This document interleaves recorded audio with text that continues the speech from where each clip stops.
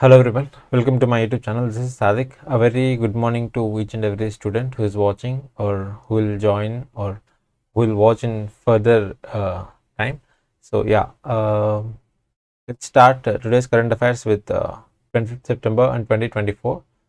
So before starting, a small reminder regarding this subscription of my YouTube channel. If you are liking my content, then you can please subscribe to my YouTube channel and also like and comment down if you have any queries regarding the content, and also if you want any specific videos to be done, then you can comment down below. Okay, I'll check it down. So yeah, let's begin the today's current affairs without any further time waste. Yeah, the first thing is 1 second, I have to take my India's first carbon dioxide to methanol plant has been launched in Pune. Okay, that is India's first thing, it is right. So first things are very important here. So carbon dioxide to methanol pilot plant, it is launched in Pune, and it was supported by the Department of Science and Technology, and it is in collaboration with IIT Delhi and Thermax Limited. Okay, so it is in collaboration with IIT Delhi and Thermax Limited under the PPP public private partnership model. So yeah, and it also aims to advance this CCU, yes, like carbon capture and utilization technologies, aligning with India's climate goals of COP26. Okay, so where is it launched? It is launched in Pune.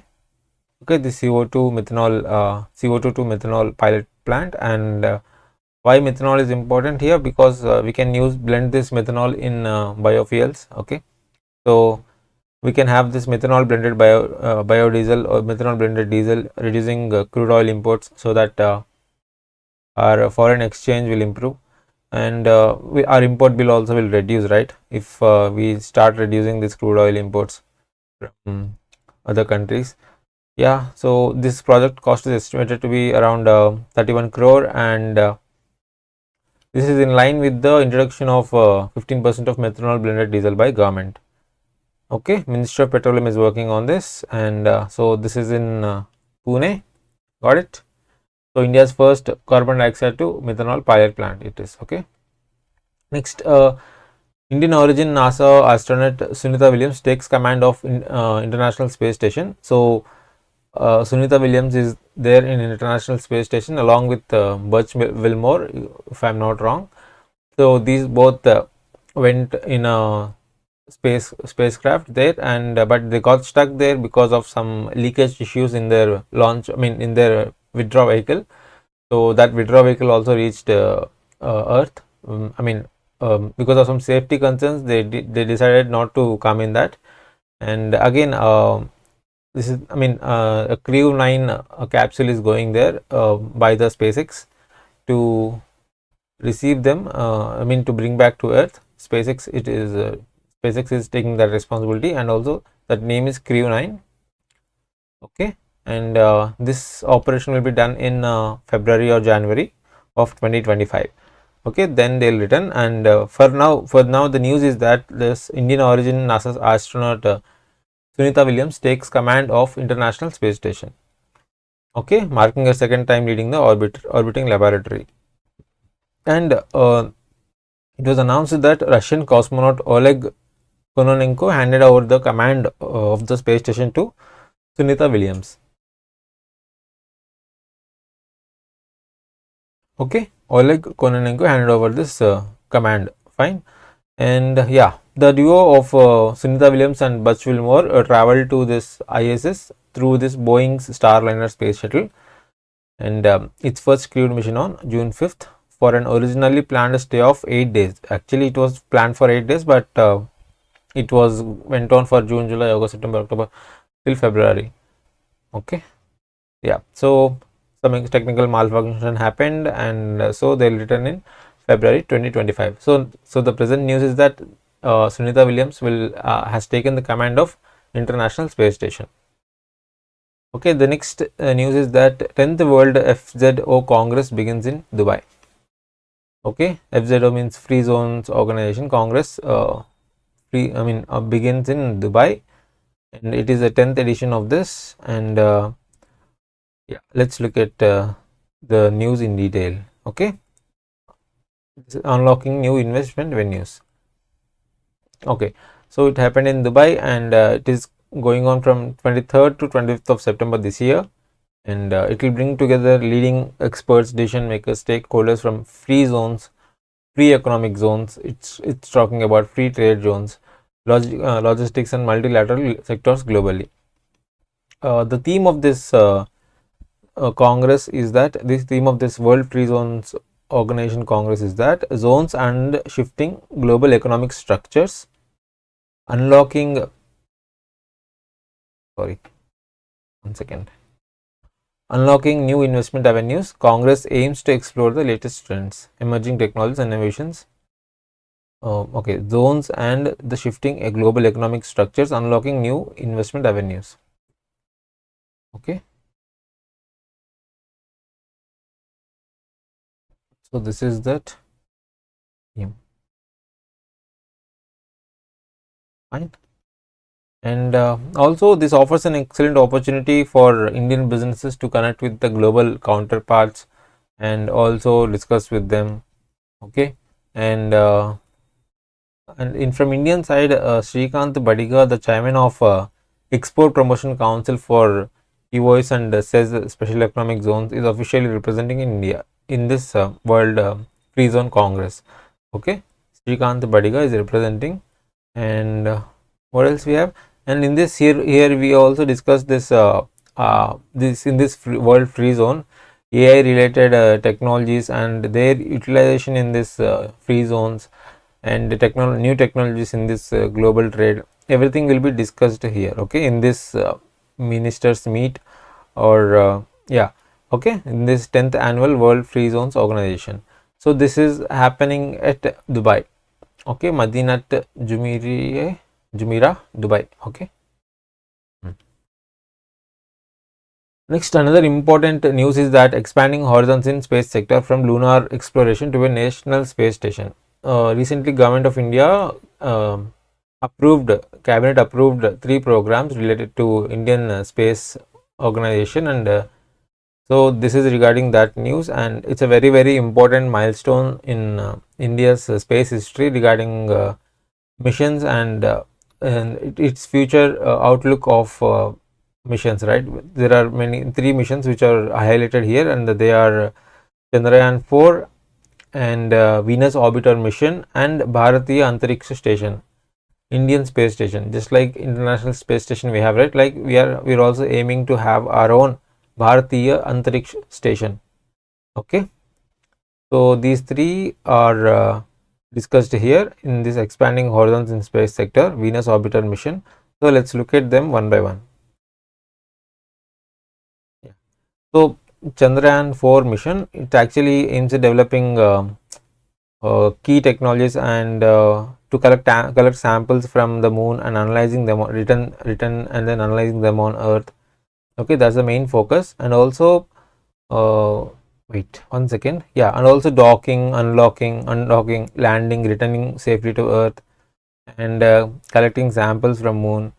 And also human mission on the moon was actually planned from while ago, right? We are hearing this, that we have to land on the moon. Okay, human mission on the moon, so that is also planned here, but that is planned for 2040. Okay, step toward first we have to do this, right? The precursor of this mission is that first we have to collect samples from the moon and then analyze them on Earth. Okay, we already did this in Chandrayaan 3. We had done the soft landing with the Chandrayaan 3, and next, I mean, further success will happen in Chandrayaan 4. Okay, to demonstrate key technologies required for returning to Earth. Okay, from after a successful lunar landing. So that is all about Chandrayaan 4, and the mission will be managed by ISRO, obviously, and it is expected to be completed within 36 months of the approval. Okay, and the funding of this Chandrayaan 4 is around 2104 crore.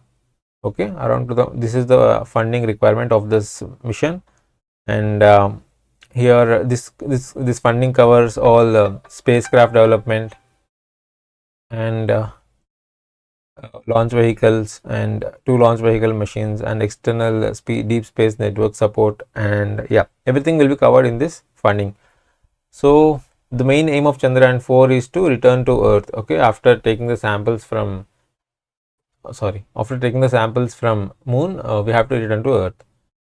So then we will think about this human mission to Moon that was planned for 2040.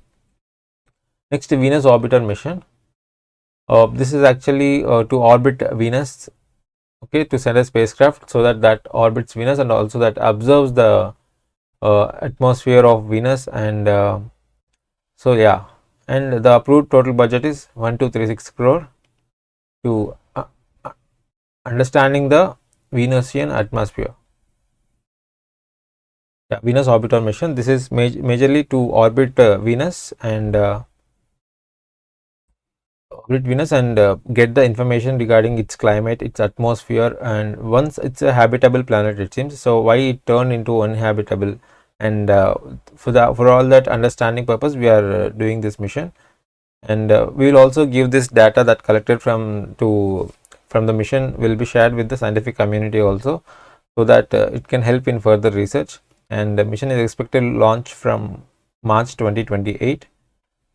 Okay, and offering significant scientific insights and various outcomes, and the total budget is around 1236 crore, and mission is expected to strengthen India's capability of future planetary exploration. We have gone to Mars, but we are now exploring Venus also. Okay, we'll place a scientific spacecraft in orbit around Venus and observe the atmosphere of Venus, and yeah, subsurface, atmospheric processes, okay, everything will be observed here in this Venus orbiter mission. Next, Bharatiya Antariksha Station. Okay, Bharatiya Antariksha Station, it is actually Indian space station. It's similar to International Space Station, and we are hoping that the first module of this BAS research will be started by 2028. Okay, so first thing, and see, let's look at some important pointers here.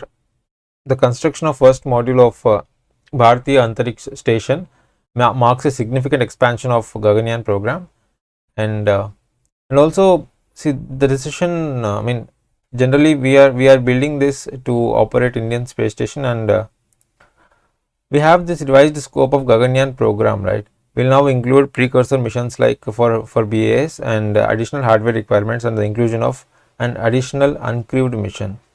Okay, the expanded vision of Indian space program during Amrit Kal includes establishment of operational Bharatiya Antariksha Station by 2035, sending an Indian crewed mission to the moon by 2040. So I think it's important to remember these years by which we are setting our targets ourselves. So Bharatiya Antariksha Station by 2035 and sending a Indian crewed mission to moon by 2040. Okay, and the program will involve 8 missions and to be completed by 2028, including the launch of first unit of BAS1. Okay, first unit of BAS1, that is to be done by 2028. Okay, yeah, first module that we are talking about. Next, Supreme Court condemns NRI quota in Punjab's medical colleges. In which state this happened? It is in Punjab's medical colleges. Generally, actually the High Court also quashed this, but they again appealed in the Supreme Court regarding the order of High Court, but Supreme Court again quashed this NRI quota in Punjab's medical colleges, saying that it will be a disadvantaged position to meritorious candidates. Okay, so that's why Supreme Court condemned this NRI quota in Punjab's medical colleges. Okay, the thing here is that state is important here. It is Punjab. These things happen. Okay, you have to remember Punjab. Okay, the bench was comprised by CGI DY Chandrachud and Pardiwala and Manoj Mishra. This quashed this notification. Okay, and yeah, fine. Next, India continues to be the biggest trading partner of Nepal. Okay, according to Nepal trade statistics, India is the largest trading partner, and behind India there is China also. So India is around 144.67 billion and China is around 51 billion. So Nepal is having this highest trade deficit, in the sense like Nepal is importing more than exporting. So that's why this trade deficit is there. So with India, it is having this biggest trade deficit. Okay, so India continues to be the biggest trading partner of Nepal. So Nepal generally exports what? Hydroelectric power. Obviously, they have so much of hydroelectric potential there, that hilly terrain, and uh, yeah, that is very conducive for hydroelectric power. And yeah, race in agricultural produce and yarn, pashma shawls, everything will be exported from Nepal. Okay, while Nepal imports petroleum products from India and chemical fertilizers, salt, sugar, rice. Okay, mostly it will be petroleum products and chemical fertilizers and pharma. Yeah, all this will be imported from India to Nepal. Next, Rhea Singh crowned Miss Universe India 2024. If you guys remember, yesterday we discussed one news regarding Miss India, Miss Universe. Okay, Dhruvi Patel something. If you have, if you know what is this, then please comment down.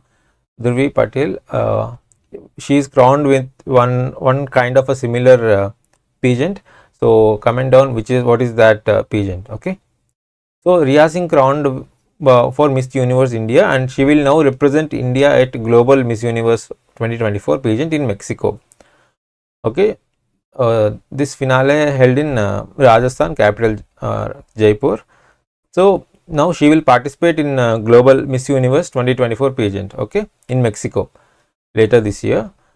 So yeah, this is about it. And Rhea Singh she was crowned Miss Universe India 2024. So that's it about this news.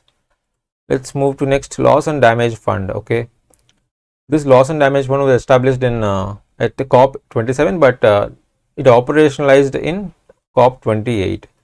Okay, now why it is in news? Because Ibrahima Sheikh Diong has been appointed as the first director of this global climate loss and damage fund.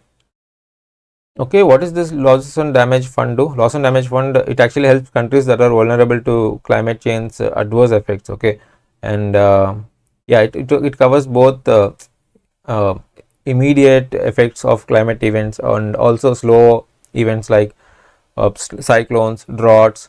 Okay, heat waves, sea level rise, desertification. Okay, for all those, it will cover those countries and aid them and help them. Okay, suffering from climate related disasters. And the overall operational fund is around 800 million. This was made during COP 28. I said right, the operationalization of this is done during COP 28, and the establishment of this fund is done at COP 27.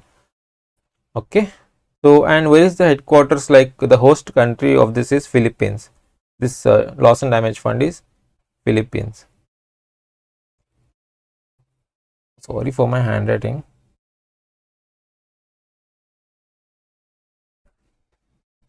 Okay, it is Philippines. Fine. Next. Yeah, now where these discussions happen, it has happened in Baku, Azerbaijan. Okay, this COP 29 is going to happen in Baku, Azerbaijan, and ahead of this COP 29, discussions are going on, and in that discussions, this loss and damage fund also came, and yeah, meeting in Baku, board made key decisions that will allow fund to begin dispersing money in 2025. Okay, the money dispersal will also begin in 2025. Fine. And yeah, that's all about this loss and damage fund. And Ibrahim Sheikh Diong has been appointed as this first director of Global Climate Loss and Damage Fund. Next, Harini Amarasuriya has been appointed as the new Prime Minister of Sri Lanka. Okay, now recently Sri Lanka got new President Kumara Dissanayake. We already discussed this in our previous current affairs session. So now he appointed Harini Amarasuriya as the new Prime Minister. Okay, something is missing here. New Prime Minister of Sri Lanka.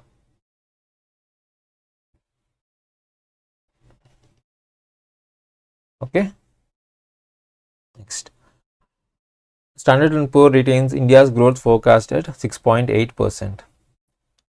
This is the Asia Pacific Economic Outlook report of S&P, and they maintained a growth forecast of around 6.8% for 2024-25, and for 2025-26 they kept it around 6.9%. Okay, and it is also said that India is on course to become world's third largest economy by fiscal year 2030-31. Okay, let's look at some other important organizations and their growth forecast for India. So World Bank, I mean, it's easy to remember here, IMF and ADB, Asian Development Bank. These all three people, they said India's growth forecast will be 7% for this 2024-25. It's easy to remember, right? World Bank, International Monetary Fund and Asian Development Bank. These three said it will be around 7% for this. Okay, 7% growth will be there, it seems. They forecasted for the year 2024-25. And now what S&P said? S&P said it will be around 6.8%. And we have another important organization called RBI, our own RBI. RBI said it will be around 7.2%. Okay, you can remember it's our own RBI, right? So that's why they gave high. Maybe you can remember it like that. My intention was that. So RBI said it is around 7.2, and World Bank, IMF and ADB said it will be around 7%.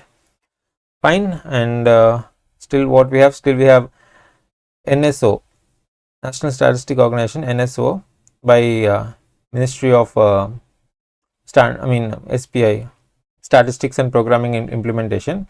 That said the first quarter of 2024-25 it will be around 6.7%.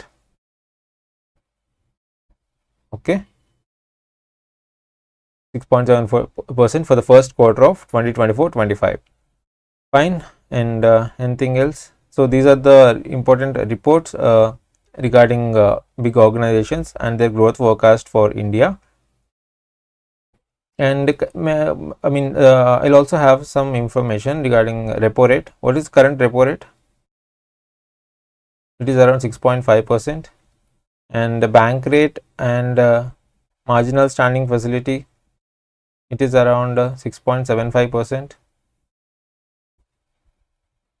Okay, and SDF, it is around 6.25%. And CRR, cash reserve ratio, it is around 4.5%. And SLR, statutory liquidity ratio, it is around how much? 18%. Okay, these are the numbers that one should remember while preparing for competitive exams. Okay, so yeah, let's move to next thing. Defense Minister Rajnath Singh inaugurates 41st Coast Guard Commanders Conference. There is nothing much important in this, but the thing is that you have to remember the venue where it is. It is in New Delhi. It happened in New Delhi, and it is the 41st edition of this Coast Guard Conference. Okay, yeah, we'll move to next. So Indian tennis duo Jeevan Chandrayaan and Vijay Sundar Prashant today won the doubles title in the ATP 250 Hangzhou Open 2024. Okay, it's better to remember these two names, Jeevan and Vijay. Okay, Jeevan and Vijay won this Hangzhou Open 2024. It is the ATP 250 category. Fine. And for Jeevan, it ends the 7-year title drought, while for Vijay, this victory represents a career milestone, as it is his first ever ATP title. Okay, yeah. Next, Indian wrestler Sangram Singh became the first Indian male wrestler to win an MMA mixed martial arts fight at Gamma International Fighting Championship, Tbilisi in Georgia. Okay, it's very important current affair for banking and SSC and all. So yeah, Sangram Singh became the first Indian male wrestler to win an MMA at Gamma International Fighting Championship. Okay, and he was also registered as the fastest win ever by Indian fighter in the 93 kg division in championship. And Commonwealth heavyweight wrestling champion Sangram won in 92nd match against the Pakistani opponent Ali Raza Nazir. Fine. So this is about it, and I think that's the end for today's current affairs. Yeah. So thank you for watching till the end. If you like the content, then again like, share, and subscribe to my YouTube channel for more content. So thank you guys. Thanks for watching. Bye. Jai Hind.